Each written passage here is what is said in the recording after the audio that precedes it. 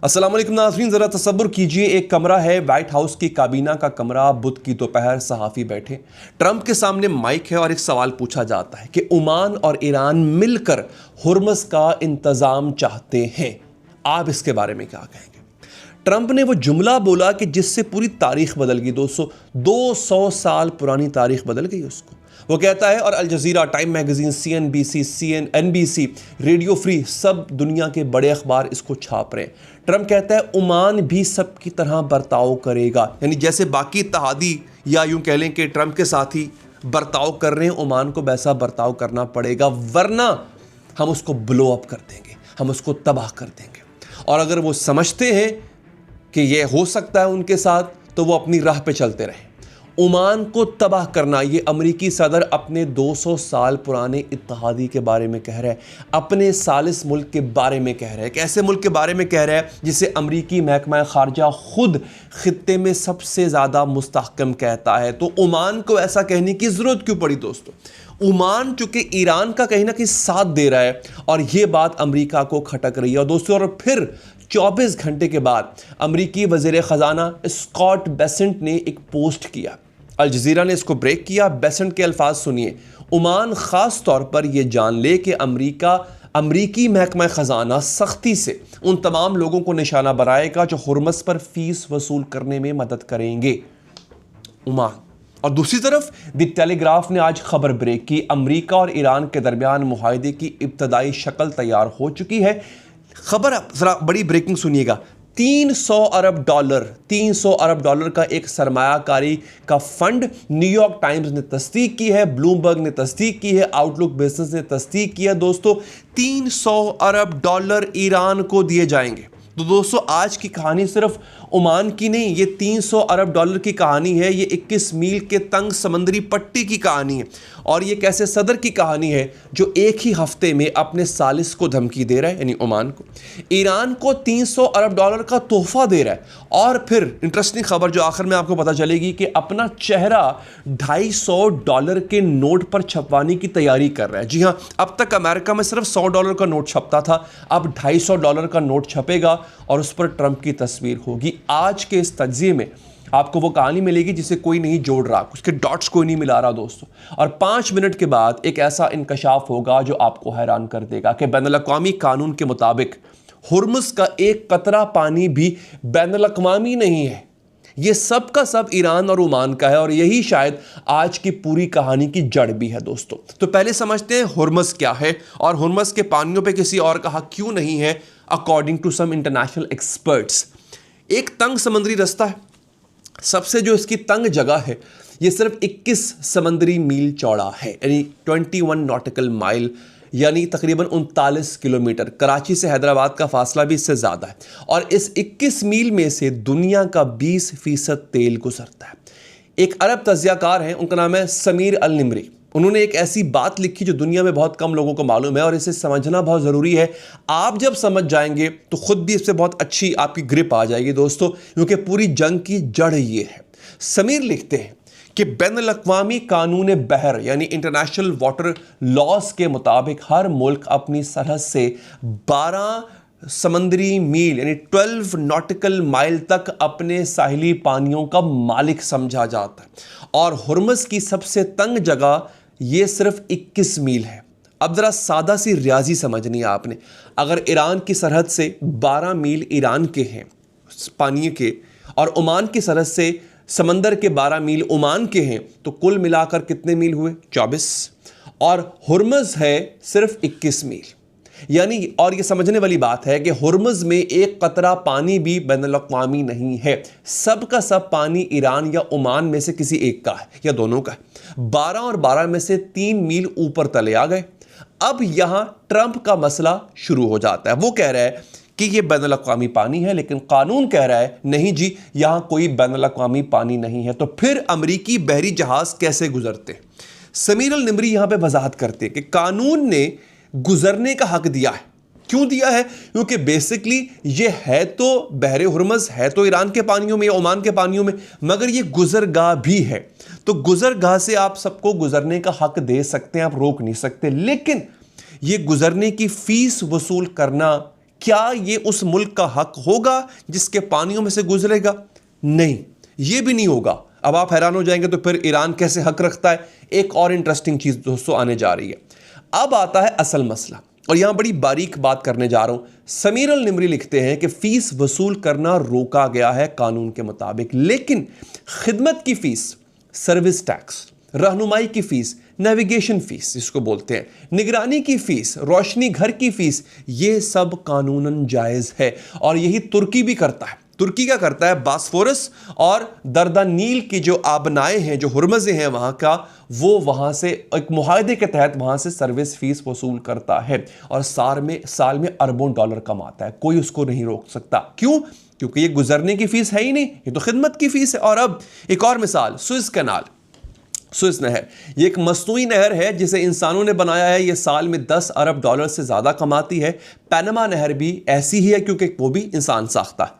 लेकिन हुरमुज़ कुदरती है, तो ठीक है जनाब, इस पे मुकम्मल फीस हो ही नहीं सकती, लेकिन खिदमत की फीस वो बिल्कुल हो सकती है। समीर अल निमरी लिखते हैं कि इसी दरवाजे से और किसी और से नहीं, मस्कत और तेहरान अगर दोनों मिलकर काम करें, अगर दोनों इत्तफाक करें, तो वो बेपनाह पैसा कमा सकते हैं, और वो भी मुकम्मल कानूनी तरीके से। और ये बिल्कुल वही है जो ईरान कर रहा है। टाइम मैगजीन ने कल लिखा कि ईरानी सरकारी टेलीविजन ने रिपोर्ट किया कि ईरान और ओमान मिलकर हुरमज़ पर जहाज रानी का इंतजाम करेंगे। तिजारत पहले के दर्जे पर बहाल होगी 1 महीने के अंदर अंदर। और अब आप समझे कि ट्रंप क्यों बौखलाया, क्यों धमकी दे रहा है? क्यों? क्योंकि उसने ओमान को धमकी दे दी। क्यों? क्योंकि बेसेंट ने पाबंदियों की धमकी दे दी। अगर ईरान और ओमान ये काम कर दे, कानूनी तौर पर अमेरिका के हाथ में कुछ नहीं रहता।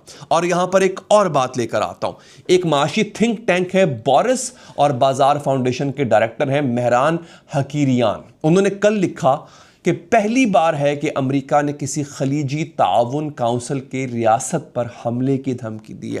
पहली बार 200 साल में।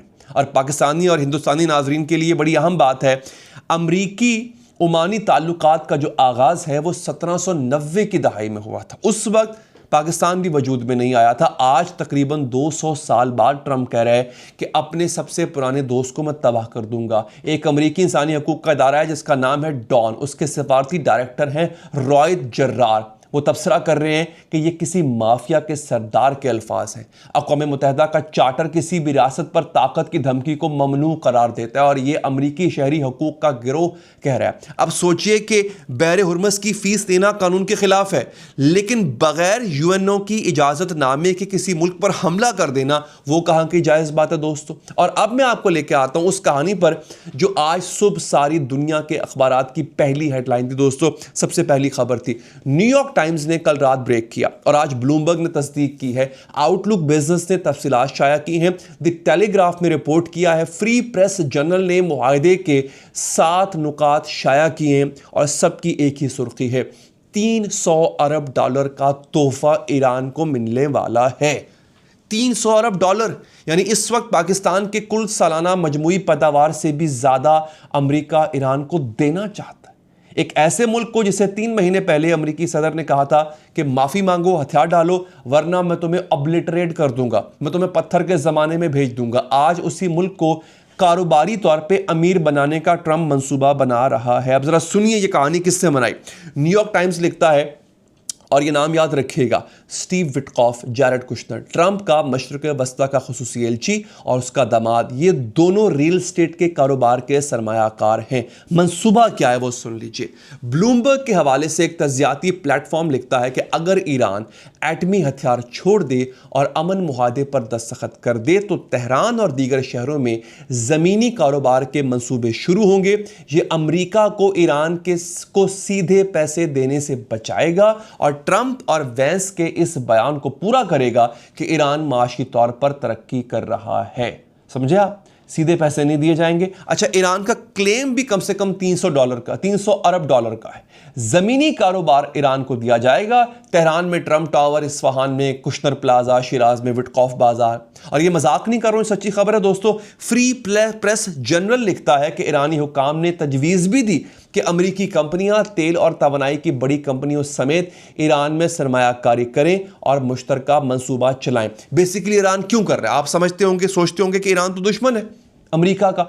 ईरान चाहता है कि अमेरिकी पैसा यहां पर आके फंस जाए और अमेरिकी सहाफ़ी टॉमी वेट्योर ने इस पर अपने एक्स अकाउंट पर लिखा है कि न्यूयॉर्क टाइम्स कहता है कि ट्रंप ईरान को $300 अरब का सरमायाकारी का फंड देने की तैयारी कर रहा है इस जंग के खात्मे के लिए दोस्तों। और यह सब पाकिस्तान की सालसी से हो रहा है। आज सुबह तस्नीम न्यूज़ एजेंसी जो पाकिस्तानी इनकलाब से मुंसलिक ईरानी एजेंसी है, अब यहां पर बड़ी दिलचस्प खबर देने जा रहा हूं आपको, जो आपको बेसिकली बता देगी कि वाकई मुआहदा हो गया है और पाकिस्तान को इसका क्रेडिट जाएगा कैसे। ईरानी सदर मसूद पज़ेश्कियान ने पाकिस्तान की मौसर कोशिशों की तारीफ की जो अमेरिका और ईरान के दरमियान मुआहदे को पहुंचने में मदद फराहम करते हैं। ये बाकायदा तौर पर आके उन्होंने टेलीविजन पे कहा। इसका मतलब क्या है कि एक तो मुआहदा हो गया है, दूसरा मतलब क्या है कि किसी न किसी तरीके से ईरान को ये $300 अरब मिलने वाले हैं नाजरीन।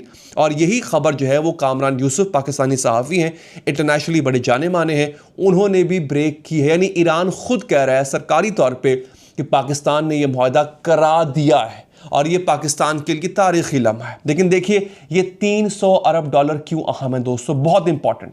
एक अमरीकी माली तज्जियाकार है ब्रेट एरिक्सन, बड़ी इंपॉर्टेंट बात करने जा रहा हूं। उसने बड़ी सादगी से समझाया है और उसकी पोस्ट बहुत तवील है, लेकिन निचोड़ ये कि ईरान के 12,000 जहाज हुर्मज़ में यरगमाल बनाकर ईरान ने रखे हुए हैं।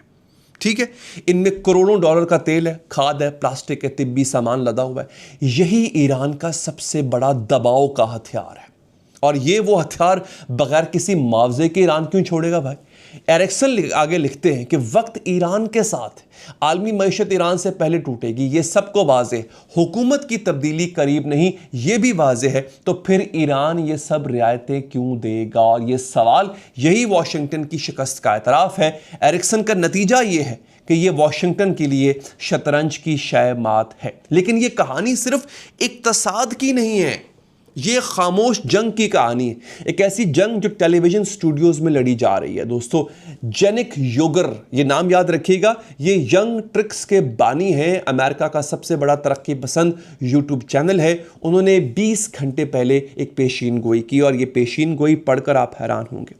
योगर लिखता है और इससे गौर से सुनिए, एक रिपोर्ट है कि हमने ईरान के साथ अमन मुआहदे का आगाज कर दिया है। तो मैं आपको मुस्तकबिल बताता हूं ताकि आप देख सकें कि कैसे हर चीज पहले से लिखी होती है। अब बहुत सारे माहिरीन मीडिया में आएंगे और बताएंगे कि ये कितना बड़ा बुरा मुआहदा है और हमें जंग जारी रखनी चाहिए थी, और ये सब अमरीकी बनकर आएंगे, लेकिन वो इसराइल के लिए काम कर रहे होंगे। इसराइल जंग चाहता है तो ये गुफ्तगू करने वाले सब कहेंगे कि ज़्यादा जंग अमरीका के लिए बेहतर। और फिर योगर की पेशेनगोई का असल जो मरकज़, वो कहता है फिर नेतन्याहू ट्रंप को फ़ोन करेगा। इसके बाद ट्रंप के पास नए गैर माकूल मुतालबात होंगे जो मुआहदे को ताख़ीर का शिकार करेंगे या ख़त्म कर देंगे।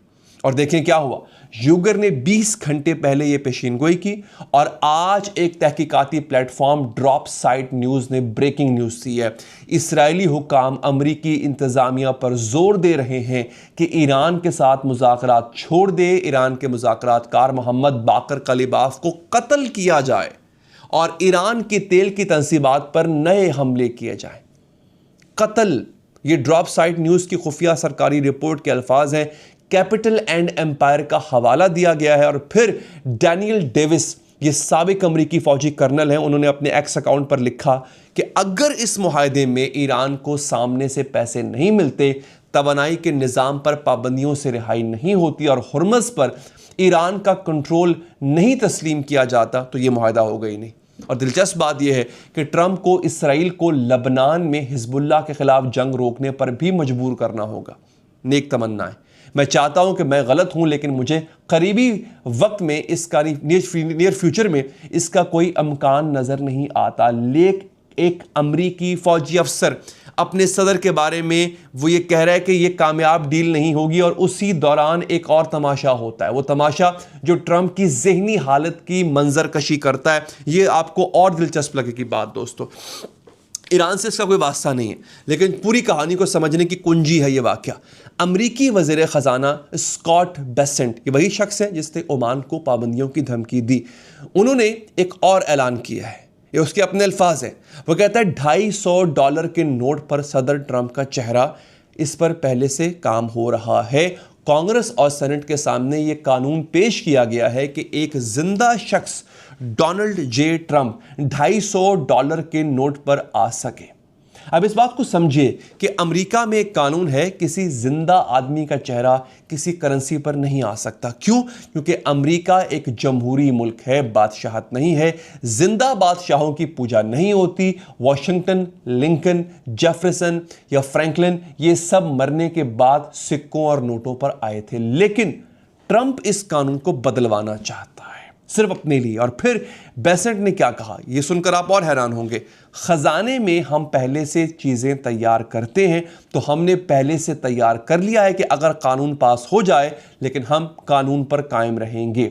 हमने पहले से तैयार कर लिया क्या? नोट भाई, ट्रंप के चेहरे वाला नोट पहले से तैयार है, सिर्फ कानून बदलने का इंतजार है। नोट मार्केट में आके पब्लिश हो जाएगा। दोस्तों, ये सिर्फ एक करेंसी की बात नहीं है, ये एक शख्सियत की बात है। मशहूर रिसाला है साइकोलॉजी टुडे, उसमें ट्रंप ने मैरी ट्रंप ने जो ट्रंप की भतीजी हैं, खुद एक माहिर नफ्सियात भी हैं, उन्होंने लिखा कि मैं ट्रंप की तशखीस नहीं कर रही, लेकिन मेरी जिंदगी के मुशाहदात की बुनियाद पर ट्रंप 9 में से 9 खुसूसियात ट्रंप पर पूरी उतरती हैं, खुद पसंदी की और यह कि वो जहनी मरीज है। और रोलिंग स्टोन में आरून पिंक्स ने, जो बेसिकली पेन स्टेट यूनिवर्सिटी के माहिर नफ्सियात हैं, उन्होंने तज्जिया किया ट्रंप का। और ये अल्फाज याद रखिएगा कि हर सूरत हाल जीतने का मुकाबला लगती है, हर सूरत हाल एक स्टेज लगती है जिस पर लोगों को दिखाना है कि मैं बेहतर हूं, आला हूं और मुझे इसके लिए सराहा जाए। यानी बेसिकली ये ट्रंप का ज़हनी तज्जिया किया जा रहा है और ये गौर करने वाला मसला है। हफ पोस्ट ने अक्टूबर 2024 में रिपोर्ट किया कि 233 अमरीकी माहिरीन नफ्सियात ने ख़त पर दस्तखत किए। उनके अल्फाज सुनिए, इसका गैर मुतवाज़न, खुद में महव रवैया, उसका मर्जी पर मबनी झूठ, इखलाकी ज़मीर की गैर मौजूदगी, औरतों पर हमले और दूसरों की हिफाजत के लिए बेरहमी, ये सब कहता है कि यह शख्स इस ओहदे का अहल ही नहीं है, इस ओहदे के लिए नाअहल है। 233 माहिरीन नफ्सियात, अमरीकी माहिरीन अपने ही सदर के बारे में ये राय रखते हैं। और इस सबको एक साथ रखिए, अगर एक तरफ ओमान को धमकी, दूसरी जानिब ईरान को $300 अरब, तीसरी तरफ अपना चेहरा $250 के नोट पर, चौथी तरफ एक खामोश फ़ोन लाइन जिस पर सऊदी, पाकिस्तानी, कतरी बादशाहों ने उनका अब्राहम मुआहदे का मुतालबा मुस्तरद कर दिया। ये एक ऐसे शख्स की तस्वीर है जो दुनिया को अपनी ज़ात के गिर्द घुमाना चाहता है, लेकिन दुनिया अब उसके गिर्द नहीं घूम रही है और शायद यही उसके लिए सबसे बड़ी परेशानी है। दोस्तों, पाकिस्तानी सहाफ़ी कामरान यूसुफ ने 2 घंटे पहले एक हकीकत लिखी जिस पर हर पाकिस्तानी को फ़ख्र करना चाहिए। देखिए, पाकिस्तानी इनकलाब से मुंसलिक जो खबर रसां एजेंसी है, उसने भी रस्मी तौर पर कह दिया कि पाकिस्तान की वजह से मुआहदा हो रहा है, पाकिस्तान की वजह से दुनिया में अमन आ रहा है। दोस्तों देखिए, अगर मुआहदा हो जाता है, इंशाअल्लाह हुर्मस खुल जाती है, तो सबसे पहले क्या होगा, तेल की कीमतें इंशाअल्लाह गिरेंगी। ख़ाम तेल जो इस वक्त $110 फ़ी बैरल पर ट्रेड हो रहा है, $90 से $80 तक आ सकता है। पाकिस्तान अपना तकरीबन 80% तेल दरामद करता है। दोस्तों, आउटलुक बिजनेस ने लिखा कि मुआहदे में एक इलाकाई शिक, इसमें लबनान की जंग बंदी शामिल है, यानी हिजबुल्लाह पर इस्राएली हमले रुकेंगे। और यही डील जो है, डैनियल डेविस ने भी कहा है कि ट्रंप को इसराइल को रोकना होगा। लेकिन नाजरीन, यहाँ पर क्या एक खौफनाक खबर जो मैंने आपको दी कि इसराइल चाहता है कि बाकर गलीबाफ को मारा जाए, कत्ल किया जाए। दोस्तों, तो सूरत हाल इस वक्त जो भी थी मैंने आपके सामने रख दी। आज रात तारीख की 3 कहानियां एक साथ चल रही हैं। तेहरान में मुज़ाकरात, दोहा में दस्तखत, वाइट हाउस में बौखलाहट और तेल अवीव में एक ऐसा मंसूबा जिसका मकसद ये सब कुछ ख़त्म करना है। इन सब के दरमियान ये 3 हकीकतें आपको लेकर जानी चाहिए। पहली हकीकत, हुर्मस पर कानून ईरान और ओमान का है, ये कुछ इंटरनेशनल एक्सपर्ट्स कह रहे हैं। और यहाँ पे सिर्फ और सिर्फ बंदूकों की बात नहीं है, यहाँ पर डिप्लोमेसी की भी बात हो रही है। नाज़रीन, शतरंज का ये खेल जो है किसी भी जानिब जा सकता है। अलबत्ता आपसे उम्मीद ये रहती कि अगर आपको मेरी वीडियोस पसंद आ रही हैं तो प्लीज़ इनको लाइक कीजिए, चैनल को सब्सक्राइब कीजिए। अभी भी मैं देखता हूं कि व्यूज़ की तादाद बहुत ज़्यादा है, लेकिन सब्सक्रिप्शन की तादाद नहीं है। और अगर आप फेसबुक पे मुझसे लाइव बात करना चाहते हो, क्योंकि वहाँ पर मैं लाइव आता हूँ और आपके लिए एक्सक्लूसिव कंटेंट लेकर आता हूँ और लाइव कॉल्स पे बात भी होती है नाजरीन, तो फेसबुक पेज को सिर्फ आपने फॉलो नहीं करना, सब्सक्राइब भी करना है। अपना बहुत बहुत ख्याल रखिए नाजरीन। अल्लाह निगहबान।